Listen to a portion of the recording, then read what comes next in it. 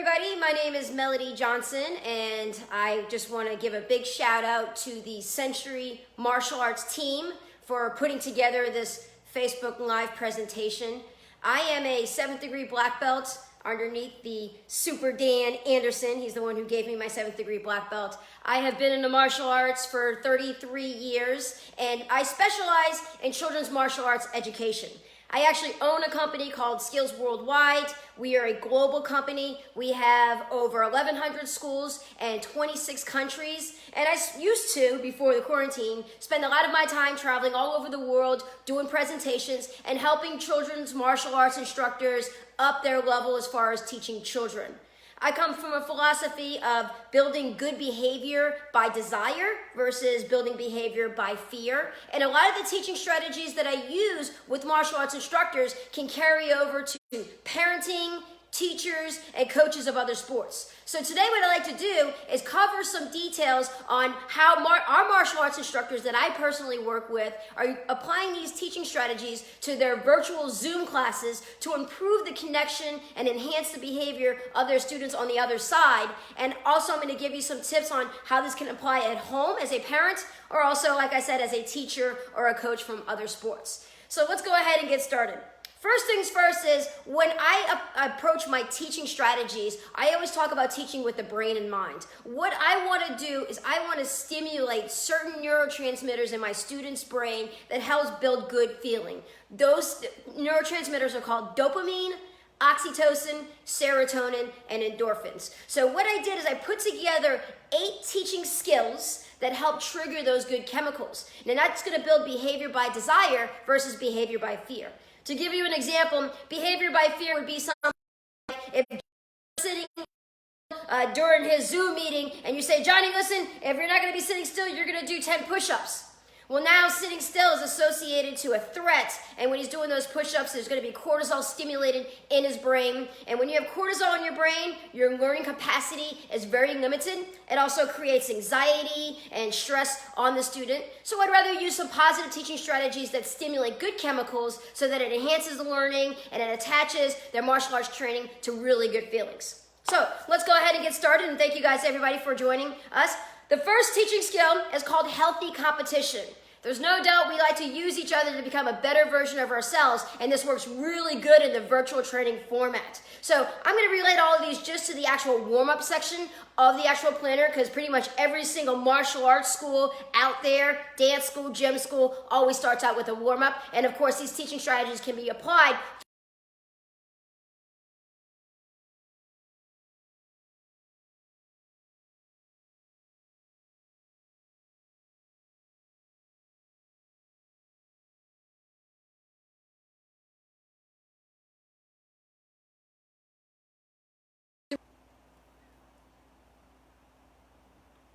Okay, sorry about that. We had a little bit of a connection issue.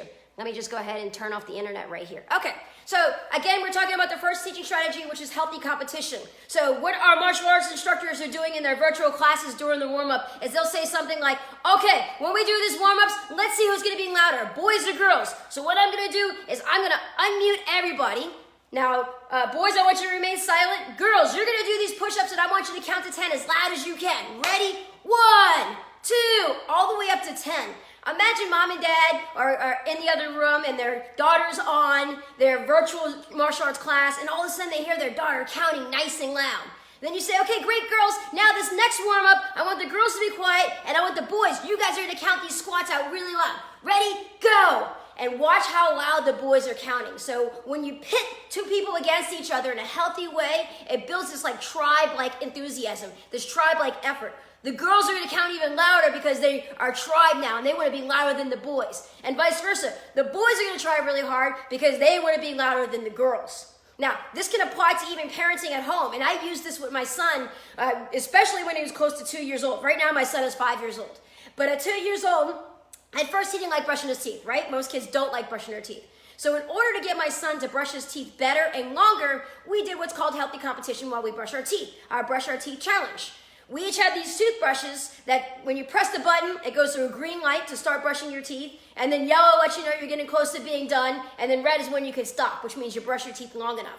So what Van and I would do is we'd race to the bathroom, we'd get our toothbrushes ready, and when I say go, we'd brush our teeth, and we would have a healthy competition to see who could brush their teeth the longest, and if we both made it to the red light, we're both the winners. What this did is really it got my son excited about brushing his teeth. And then it got to the point where every single night when I said it's time to brush his teeth, he couldn't wait to get to the bathroom to brush his teeth. So you could see healthy competition, how it works really well in your virtual classes. It also really works really well as a parent. What this does is it builds oxytocin. Remember, as I mentioned at the beginning of this video, dopamine, oxytocin, serotonin, and endorphins. These are neurotransmitters that are gonna help them feel really good. So when they're in this healthy competition and the girls are counting really well for the girls, they have this oxytocin being stimulated because they feel this connection with the other girls. Same thing with the other boys. So that's teaching skills number one. Teaching skills number two is called choices. When you are engaged in choices, you have this satisfaction going on, right? When you make a choice and then you have this great sense of pleasure. So here's how it would work in a virtual martial arts class environment. Let's say, for example, you have a collection of warm-ups. You have push-ups, sit-ups, squat jumps, and jumping jacks, right? And then you say, okay, what we're gonna do is our warm-ups, and let me see who's sitting really good. Looks like Michelle, you're sitting really good. Michelle, I'm gonna unmute you. I want you to pick what's the first exercise we're gonna do today. And she goes, push-ups. You're like, great. Okay, everybody get down in push-up position. We're gonna do these push-ups first. Because she chose the exercise, what that does is it gives them a little bit more satisfaction to actually engage in the actual warm-up. This works really well even if you're doing like forms training, for example, during your virtual classes. If you just say, okay, everybody, for the next 5 minutes, you're gonna practice your form. It may be exciting, it may not be exciting, but if you say, okay, guys, you're gonna practice your form, but you get to choose. You get to do your form in slow motion. You can do your form as fast as you can. You could try to do your form backwards for the next 5 minutes. And watch what happens. Them getting involved and engaging in choices on how they do their form, or choosing what warm-up to do, or choosing what drill to do, builds serotonin, that satisfaction chemical in their body. And it's actually stimulated from the gut, but it actually goes up to the brainstem and builds this really good sense of feeling. How does this carry over at home? Well, I've done this several times with my son. When we're cooking dinner, one time I took him to the grocery store and said, okay, we're gonna make dinner tonight. What do you want for vegetable? Do you want broccoli or asparagus? And he said, broccoli. I said, great, let's go over to the broccoli aisle. Then we found the broccoli and I said, okay, which bag of broccoli do you wanna use? Which one do we wanna have at home? And he picked it out. Because he picked out the broccoli and I made it that night, when he was eating it and I was eating it, I was like, man, Van, this broccoli's really good. You picked the best bag of broccoli. Because he was engaged in a choice, he chose the vegetable and he actually chose the bag, he was more excited about eating his vegetables. So engaging him in choices at home works really well too. Especially if you're a parent at home and you're trying to do at-home classes. You could say something like, okay, when you do your classes right now, you get to choose where you're gonna do your virtual classes. You can do it at the kitchen table, we can build a fort, you can sit outside if the weather's nice, you can sit in mommy's room, wherever. And engaging them in those choices of where they're gonna actually study will help stimulate that serotonin, that satisfaction chemical, and they'll be a little bit more excited about actually doing the virtual training. Okay, teaching skills number 3 is called redirection. Now, this works really well, especially with the students who may seem a little bit aloof during their virtual classes. So this is a teaching strategy that a lot of our instructors use. When they log on to the Zoom class, for example, and they're getting ready to do the warm-ups, you know the students are kind of like a little bit aloof. They kind of they like to think a lot. They like to daydream a lot. So what we do is we want to redirect them to focus on the actual warm-up. So for example, if I was running a virtual Zoom class and I see Johnny on the camera and he looks a little bit aloof, I'm gonna say, okay guys, here's what we're gonna do. We're gonna do the first warm-up, and Johnny, I'm gonna highlight you. And I want you to be the strongest one during these squats, counting the loudest. And let's see who can do these squats just as strong as Johnny and count just as loud as Johnny. Now what I'm doing is redirecting his attention from daydreaming to actually trying to be the best that he possibly can be during that warm-up, because he's spotlighting and now everybody's watching him. It works really well in the regular on-site classes too. We've used it plenty of times, but we'll cover that in a different Facebook video. Now, redirection also works really well at home. I'll tell you another great story. This happened with my son, Van. I got an adult scooter, you know, one of the scooters that you kind of kick, because he has a scooter. And one day we were going really far in the neighborhood, and about halfway home, he all of a sudden said, you know what, my legs are tired, I don't want to scoot anymore. And I was like, oh no, we're going to have to walk and carry these scooters. And then I was thinking, no, what I'm going to do is redirect him. I'm going to say, tell you what, Van, let's scoot, and I want you to follow me. I want you to do it just like I'm doing. So we're going to scoot with our left leg 2 times, then we're going to scoot with our right leg 2 times. Very good. Now, can you scoot and can you squat low while we're riding? Very good. Now, when we're scooting, can you do it with one hand? Now, switch hands. And what I did is I redirected his attention from being tired to focusing on me and doing these different ways of riding our scooters, and we got home quicker, and there was no crying and no upset behavior. So redirecting their attention to something they focus on works really well. Okay, let's go on to the next one. Oh, by the way, when you redirect your students and they do really well, or you redirect your child, for example, when Van was redirected to ride a scooter like me, when I got home, I complimented him and said, that was great, I love how you rode your scooter just like me. It built up that serotonin. I'm talking about teaching with the brain in mind, the chemicals in his brain. He was satisfied and proud of himself for actually making it home. So not just thinking about the actual strategy to deploy, but the neuroscience benefits to actually using these teaching strategies, teaching or parenting with science in mind. Okay, let's go on to teaching skills number 4, which is trickery. So trickery is a great way to build focus with your students, especially when you're doing, like, for example, martial arts school owners doing virtual classes. So we'll say something like, okay, we're gonna do our warm-ups. The first thing we're gonna do is push up. So when I say go, I want everybody to get in a push-up position. Let's see who can be the fastest, right? Wait for me to say go. Ready? On your marks, get set, goose, go-kart, gopher. And using trickery, because what's happening now is now they're listening and waiting to go into push-up position versus just saying, okay, everybody in push-up position. Saying, when I say go, let's see who could be the fastest, and then trying to trick them engages their brain, engages their neural connections a lot more. Then they have that dopamine stimulated in their brain, which is the anticipation chemical, right? So trickery works really well in all the drills you do. When I say go, everybody to guarding stance. Ready, set, goose. And watch how well they pay attention. I used to love using this teaching skill when I would run birthday parties, and we'd have students and non-students, their friends who would come to the birthday parties at the martial arts schools, and I would deploy this trickery strategy, and I couldn't trick my martial arts students because they're so used to me trying to trick them, and the non-students, I would trick them all the time, and it looked really good from the parents and the audience going, wow, your martial arts students are really good listeners. It helps build their focus. So you could use this also if your child is kind of like slow to move from one activity to the next. Or for example, if I say, Van, get your shoes on, we're gonna go out on a walk, we're gonna take Ziggy on a walk, or we're gonna go on our scooters. Instead of just telling him to get his shoes on and meet me at the door, I could say, okay, Van, when I say go, I want you to go get your shoes on, and let's see if you can get to the door in 10 seconds. Ready? On your marks, get set, goose.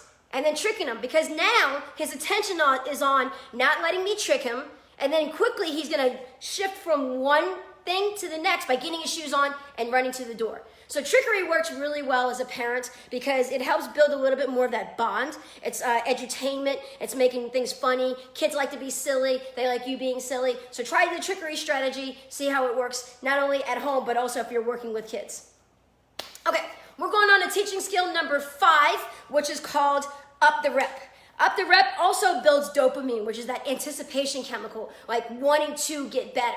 So for example, when we're doing our warm-ups, I may say something like, okay guys, what we're gonna do is our push-ups, but I want your first push-up to be really sloppy. And then the next one, I want you to get a little bit stronger. The next one, a little bit stronger, so that your 10th push-up is 10 times better than your first one. And watch what happens to their level of effort on that 10th push-up versus them just doing 10 regular push-ups. This works really well in the drills factor too. So if you're doing like bag work and you're doing like a jab cross combination, you could say, okay, we're gonna do jab cross combination for 10 reps, but I want your first one to be really soft. Then your second one a little stronger, then a little bit stronger, so that your 10th jab cross combination is 10 times better than your first one. Watch what happens to their brain when they hit that 10th punch or when they do that 10th push-up. That dopamine in their brain, they're pumped up because they got better with every rep. They feel pumped, they feel excited. So how does this carry over at home? Well, the same thing. If, as a parent right now with kids staying at home, it's very important for them to exercise. Not just during their martial arts classes, but also as a family too. It's very good for bonding. So try that at home. Say, tell you what, we're gonna do some push-ups right now, but I want you to do the first one really sloppy. The second one a little bit sloppier. The second one a little bit better. The third one a little bit better, and so forth. And see if that helps you get your child to exercise at home. Another way that it would work, for example, is my son's 5. He's about to go into kindergarten. Oh my gosh, kindergarten in August. So maybe one thing that I can do, I'm just thinking out loud, is have him practice his name and say, okay, Van, what you're gonna do is you're gonna write out your name, Van Johnson, but the first time you write your name, I want you to write it really sloppy. Next one, I want you to write it a little bit better. We're gonna do it 5 times, and let's see if your name, when you write your name on the 5th time, is 5 times better than the first one. That's a great way to get your children to practice their handwriting, right? So that's a really good strategy to deploy both in your virtual classes and if you're a parent, applying them at home. We're gonna go on to the next one, which is teaching skills number 6, which is neurobics. I love neurobics. Neurobics is basically working your brain while you're working your body. It makes your left and your right brain actually synchronize and work together. So when we're doing our warm-ups, this is a great strategy to deploy. Instead of just saying, okay, we're gonna do 10 push-ups, say we're gonna do 10 push-ups, but I'm gonna name my 10 favorite Star Wars characters while we're doing our push-ups, because it's gonna get them to think a little bit more and engage a little bit more on the activity at hand. So I may say something like, okay, 1, Chewbacca, and then all the kids go, 1, Chewbacca, 2, R2-D2, and having them repeat the Star Wars characters. While they're doing those push-ups and they're hearing the Star Wars characters, their brain is stimulated a little bit more. Now, of course, you could use it with all kinds of things. You could use it with like fruits, so 1, apple, 2, banana. You could use it with colors. You can even unmute one of your students and say, okay, Michelle, you're gonna do the push-ups, you're gonna count to 10, but when you're counting, you're gonna name your 10 favorite colors. Or if you're with the older kids, for example, your teens, you could say, you're gonna count now, Johnny, but as you're counting, you're gonna name your 10 states. So 1, Florida, 2, California, 3, New York. So it's integrating thinking while actually working out. So neurobics is a lot of fun. That's another great way for you as a parent. How can you apply that at home? The same way. You know what? Let's do vegetable push-ups, Van. So what we're gonna do is I'm gonna do 10 push-ups, but I'm gonna name 10 vegetables. And then what you're gonna do, Van, is you're gonna do 10 fruit squats. So you're gonna name 10 fruit while we're doing squats. So it's a great way to get them to work out while also having a lot of fun, and it also stimulates the brain. Again, the more your brain is working while you're actually working out, the more chemicals are being introduced into your brain, and that stimulates more endorphins, which is that high that you get when you're working out. Next one, we're going on to teaching skills number 7, which is one of my favorite ones. It's called intrinsic motivation. The hierarchy of intrinsic motivation is something that I used to deploy in my martial arts classes all the time, and you can deploy it in Zoom classes, and you can deploy it as a parent. Let me give you some tips on how to do this. For example, you may say, okay, class, what you're gonna do is 10 push-ups, but if you wanna make me proud, I want you to do 12 push-ups. But if you wanna be an awesome ninja and show me what you're made of and make yourself proud, I want you to do 14 push-ups. Ready? Go. Watch how many students actually choose to do 14 push-ups because they had a low barrier choice and they chose to do something a little bit harder. What this does is it really stimulates their self-confidence, their self-esteem.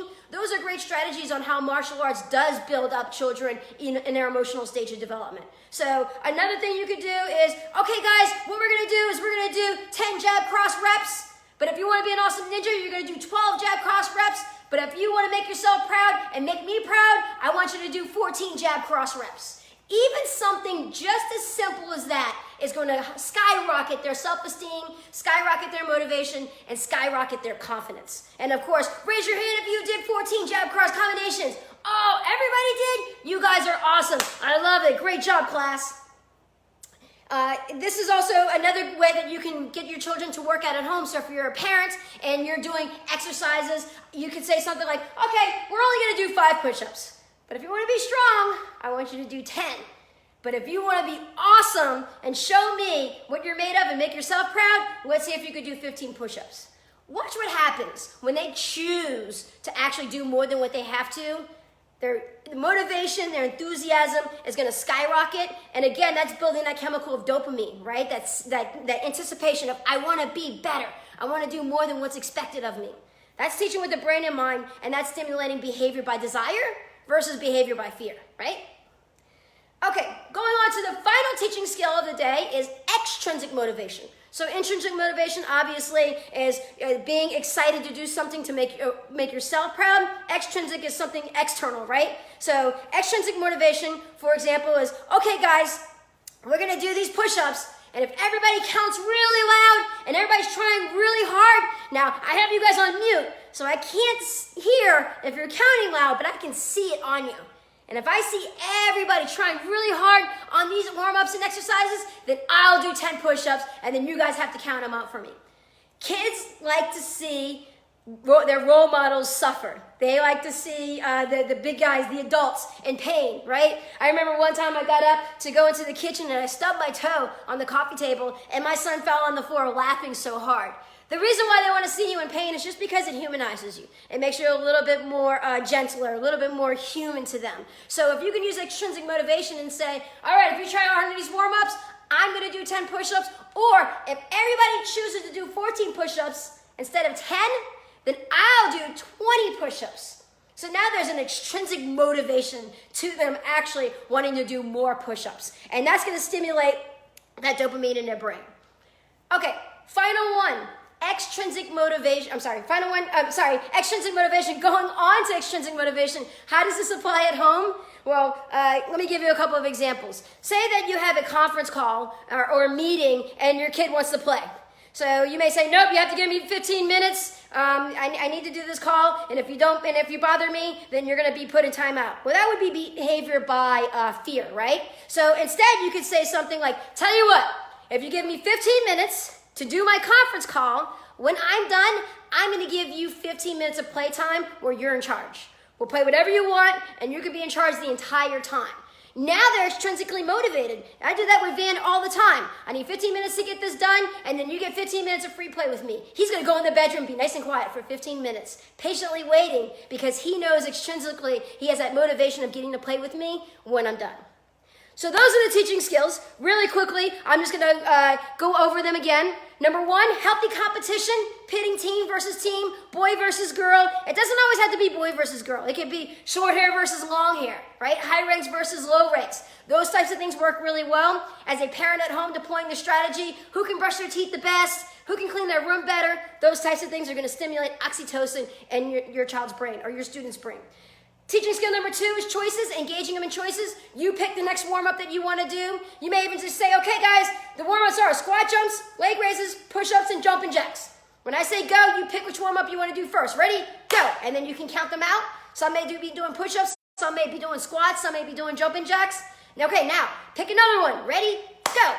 And so forth. Engaging them in choices really stimulates that serotonin, that satisfaction chemical. And same thing how it works at home. Let them choose where they want to do their homework. Let them choose what you're having for dinner. Even get them engaged in picking the actual vegetables that you're getting at the store that you're going to cook at home. Teaching skill number three, remember redirection. Redirection is, for example, if you have an aloof student, highlighting them and saying, let's see who could be stronger than Johnny. Now all of a sudden, everybody's watching Johnny, you're redirecting his attention. And you can also redirect them at home. If they're tired and they don't want to do something, have them follow you, have them mock you.